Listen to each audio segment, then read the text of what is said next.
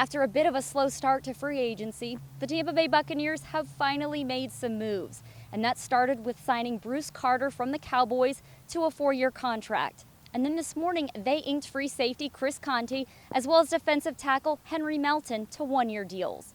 Now, a number of you guys have been asking me on Twitter how these guys fit into the team. I'm going to start with Melton. I know most people know him as a 3 technique, but one of the things he emphasized today is that he can play nose tackle, and he can also rush from the outside.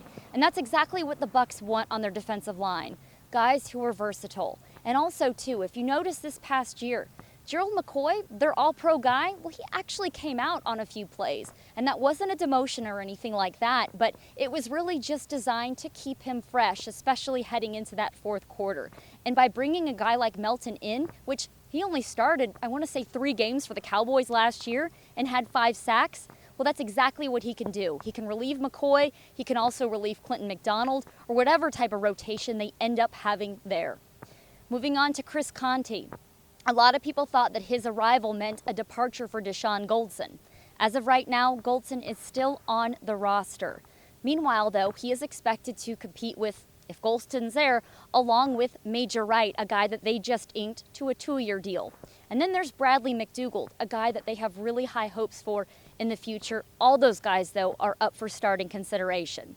Now, moving along to Bruce Carter, a guy that wasn't there today when the media had a chance to meet some of these new signees, but he's certainly going to be a very important part of the team. He is going to be that middle linebacker, or at least that's what he was brought in to do.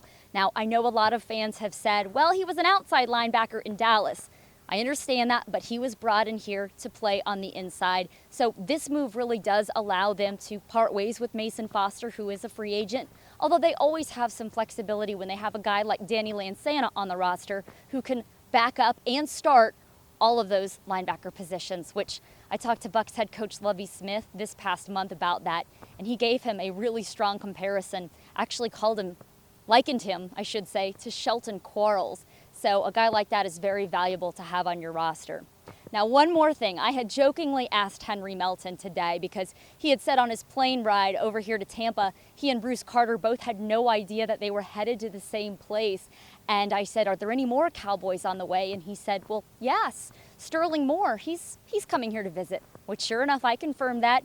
The Cowboys cornerback is headed over here. So for all the people that are saying that the Bucs are certainly signing a lot of former Bears, well, they seem to have their eye on Dallas too, which it's no surprise there between the relationships that Lovie Smith has built, including Rod Marinelli, and of course too, that defense had quite a turnaround from 2 years ago to this past year.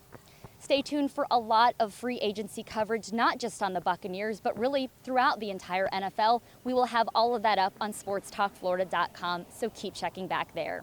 With Sports Talk Florida, I'm Jenna Lane.